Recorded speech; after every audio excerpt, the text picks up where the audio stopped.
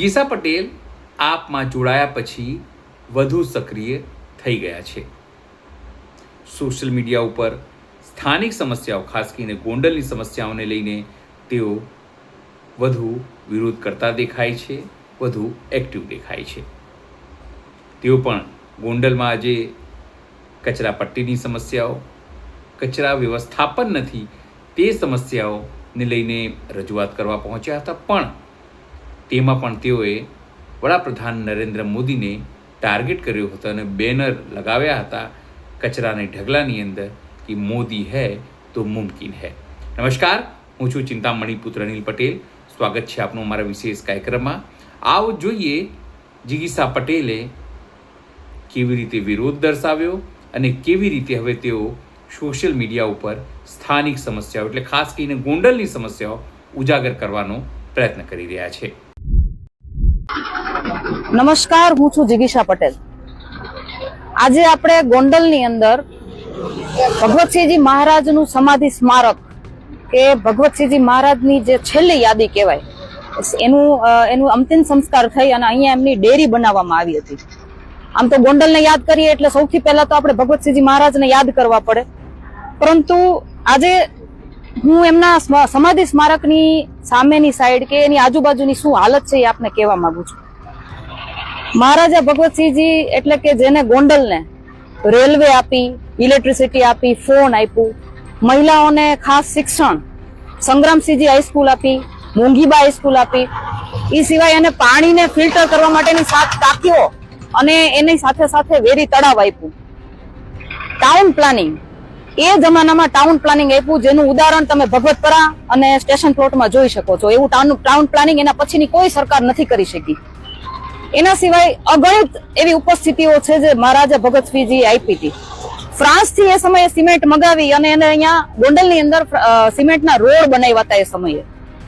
અને મહારાજા ભગવતસિંહજીએ જે કહેવાય ને કે ગોંડલની જનતાને જે ઉપલબ્ધિઓ આપી છે એ એમ કહેવાય ને કે અગણિત છે.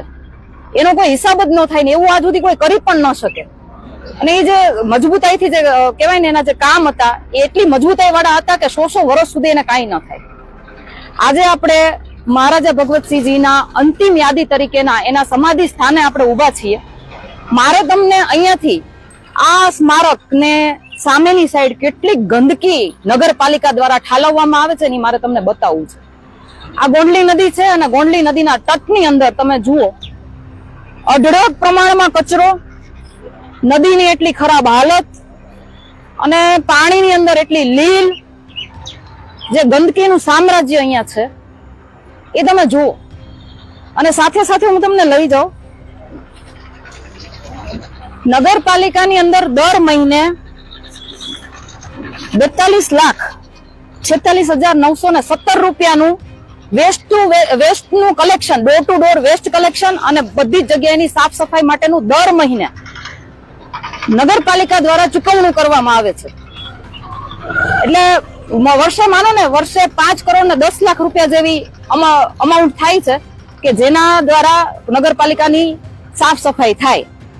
બરાબર, પરંતુ એ પૈસા કોના ખીચામાં જાય છે, એ કોણ ખાઈ જાય છે, એની સાથે સાથે કોણ કોણ મળેલું છે એ જોવા જેવું છે. એ સવાલ ઉભો કરે છે. બીજું મારે એ કહેવાનું છે કે આ જગ્યા છે ને વોર્ડ નંબર 10 માં આવે છે અને વોર્ડ નંબર 10 ના ચૂંટાયેલા પ્રતિનિધિ એટલે કે આપણે અશ્વિનભાઈ માધવજીભાઈ રયાણી કે જે નગરપાલિકાના પ્રમુખ છે એનો વોર્ડ છે આ. એટલે આજે આમ આદમી પાર્ટી દ્વારા આ ભ્રષ્ટાચારને ઉજાગર કરવા અને ગોંડલની અંદર સફાઈ અભિયાન માટેનું આ અમારું પહેલું પગલું છે.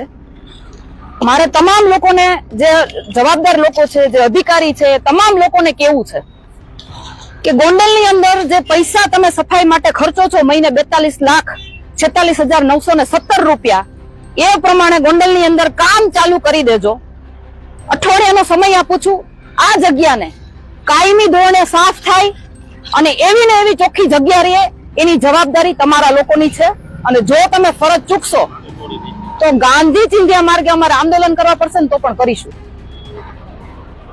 અને આ છે ને આની અંદર મેં મોદી સાહેબનો ફોટો મૂક્યો છે. શું કામ એનું કારણ હું તમને સમજાવું.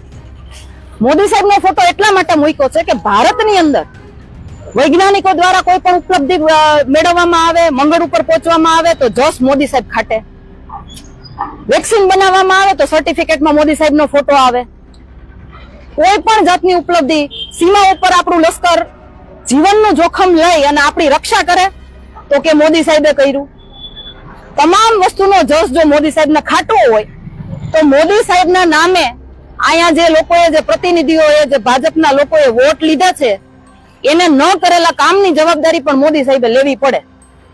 અને એટલા માટે મોદી સાહેબનો ફોટો અહીંયા રાખવામાં આવ્યો છે. અને ભાજપનો વિકાસ જે મહાસત્તા બનવા જઈ રહ્યું છે, આપણને કોઈ નહીં રોકે મહાસત્તા બનવામાં, પણ શેમાં? ગંદકીના સામ્રાજ્યમાં. ભાજપનો આ ગંધાતો વિકાસ તમે જોઈ લ્યો. પાછળની સાઈડ ગાયો પણ આ કચરો ખાઈ રહી છે. ભારતીય જનતા પાર્ટી ગૌ માતાને વિશેષ મહત્વ આપે છે. જો કે હિન્દુ ધર્મમાં આપણે સૌ ગૌ માતાને વિશેષ મહત્વ આપીએ છીએ, પણ અહીંયા ગાયોની હાલત શું છે તમે જોઈ લો. તમારી નજર સામે ગાયો પ્લાસ્ટિકના કચરા ખાઈ રહી છે. એને કેટલું નુકસાન. સાથે સાથે આ નદીની અંદર જે પ્રદૂષણ થાય છે એના લીધે ગોંડલની જનતાને કેટલું નુકસાન થશે અને એની બધી જવાબદારી કોણ લેશે? કરોડો રૂપિયાના ખર્ચ કર્યા પછી પણ ગોંડલની આ પરિસ્થિતિ અને આ વાસ્તવિકતા જોવી, જાણવી અને એના વિશે અવાજ ઉઠાવવો એ અમારી ફરજ છે. બીજું, આ કચરો નાખવા માટે નગરપાલિકા દ્વારા આ કચરાનો અહીંયા નિકાલ કરવા માટે, અહીંયા એકઠો કરવા માટે ભગવતસિંહજી મહારાજ દ્વારા બનાવેલી આ દિવાલ આ તોડી નાખવામાં આવી છે. એટલે મારું કહેવાનું એટલું છે કે માત્ર ભગવતસિંહજી મહારાજના જન્મ દિવસ ઉપર હાર તોરા કરી અને તમે જે નાટક કરો છો એ બધા નાટકો બંધ કરો. ખરા અર્થમાં જો ભગવતસિંહજી મહારાજ માટે તમને કોઈ માન સન્માન હોત ને તો આ પરિસ્થિતિ અહીંયા ન હોત. એટલે જેટલું બને એટલું વહેલી તકે અહીંયાથી આ કચરો ઉઠાવો, આ જગ્યાને સાફ કરો. જો આ બધું નહીં થાય તો ગાંધી ચિંધ્યા માર્ગે આંદોલન કરવાની જવાબદારી અમારી છે. જય હિન્દ, જય ભારત.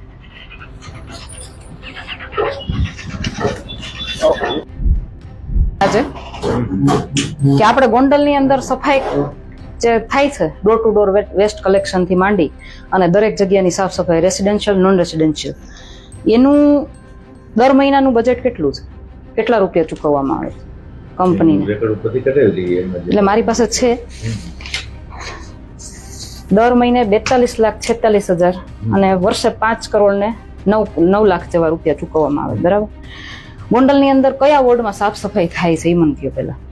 બધા વોર્ડમાં ડોર ટુ ડોર આપણે થાય છે અને સફાઈ થાય છે. તો તમે મારી ભેગા હાલો, હું તમને 11 વોર્ડની અંદર કચરાના ઢગલા બતાવું. બરાબર. જે ક્યારેય સાફ જ નથી થતા, એમને એમ પડ્યા છે. વધારે સાફ કરવા માટે ક્યાંયથી પ્રેશર આવે ને તો દિવાળી મૂકી દે છે ખાલી. બરાબર. એટલે એ તો તમારે કરાવવાનું જ છે, પણ એની પહેલા આપણે મહારાજા ભગવતસિંહજીનું સમાધિ સ્થાન છે પાંજરાપોળ પાસે.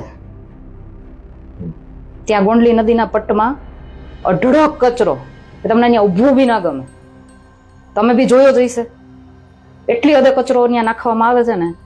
તો મને એમ થાય છે કે ખરેખર ભગવતસિંહજી મહારાજે ગોંડલને જે આ ઉપલબ્ધિઓ બધી આપી છે, આપણે એનું ખરેખર માન જાળવીએ છીએ? તમે મને કહો, એનું માન જળવાઈ જાય મારીને તમારી બધાની ફરજમાં નથી આવતું? તો અઠવાડિયાનો સમય સાહેબ, અઠવાડિયાનો સમય આપું છું.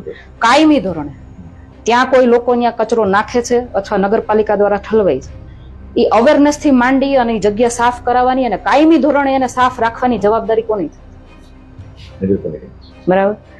તો મને બાહેધરી આપો કેટલા ટાઈમની અંદર આ જગ્યા સાફ થશે અને કાયમી ધોરણે આ જગ્યા સાફ રહેશે એવી બાહેધરી મને જોઈએ છે.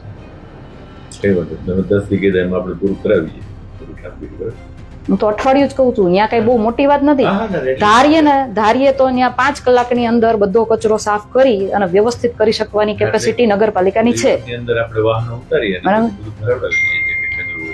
એ સિવાય હું તમને કહું, નદીની અંદર ગાંડીવેલનું સામ્રાજ્ય છે, ક્યારે કોઈના ધ્યાનમાં જ નથી આવ્યું? મને કયો, તમે જવાબ જોઈએ છે મારે. ગાંડીવેલ તો બેન વખત કરાવીએ છીએ, પણ પછી શું છે, પાછી થાય છે. પણ તોય વારે વારે થાય ત્યારે એની કાઢવાની પ્રોસેસ આપણે કરવી પડે કે ન કરવી પડે? તો આ બધું ભગવતસિંહજી મહારાજનું અંતિમ યાદી કહેવાય. આપણે સ્મારક એટલે અંતિમ યાદી છે ને. તો એની સામેની સાઈડ હું તમને આ બધું જે માહોલ કહું છું ને એની સામેની સાઈડમાં છે. તો એના માટે મહેરબાની કરીને એક અઠવાડિયાનો આજે બીજી 20 તારીખ છે, આપણે એક અઠવાડિયાની અંદર 28 તારીખ સુધીમાં, મહિનો પૂરો થાય ફેબ્રુઆરી ત્યાં સુધીમાં અમને આ બધું ક્લીન કરાવી દો, બરાબર? અને આની મને રિસીવ કોપી આપો.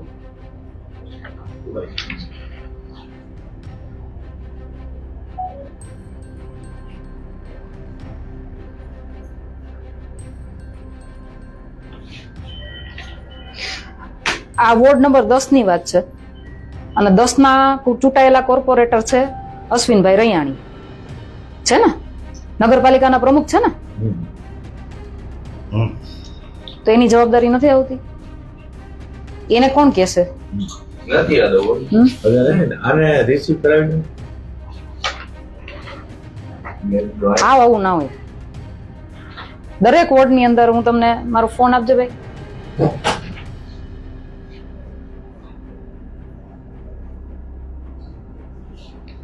ના, ઇટ ઇઝ એજ કન્ડિશનમાં જ્યારે મેં આમ જાહેર કર્યું ને, 1 જાન્યુઆરી મેં જાહેર કર્યું, તો આજ 1.5 મહિનો થયો એ વાતને હું તમને બતાવું.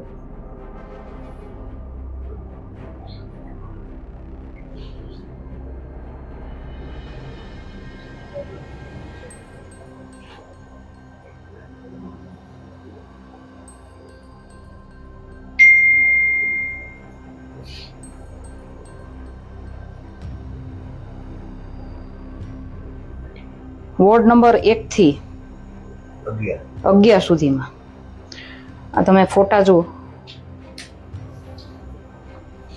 બુગદાની હાલત તમે જુઓ, રોડ રસ્તાની હાલત જુઓ, દરેક જગ્યાએ એટલો કચરો, દરેક જગ્યાએ. તો પછી આ 5 કરોડ રૂપિયાનું દર વર્ષે આપણે આ જેને કોન્ટ્રાક્ટ આપ્યો છે એ કંપની આ 5 કરોડ રૂપિયા નાખે છે ક્યાં? જિગીષા પટેલ આગામી ચૂંટણીની તૈયારી કરી રહ્યા છે એ વાત તો સાબિત થાય છે. ત્યારે આપ શું માનો છો જરૂરથી અમારા કોમેન્ટ બોક્સમાં કોમેન્ટ કરજો. એ સિવાય અમારી યુટ્યુબ ચેનલ લાઈક કરો, સબસ્ક્રાઈબ કરો, બેલ આઇકન દબાવો. સાથે અમારી વેબસાઇટ છે www.gujaratplus.in, ત્યાં પણ તમે વધુ અપડેટ થઈ શકો છો. અત્યારે માટે બસ આટલું જ. નમસ્કાર.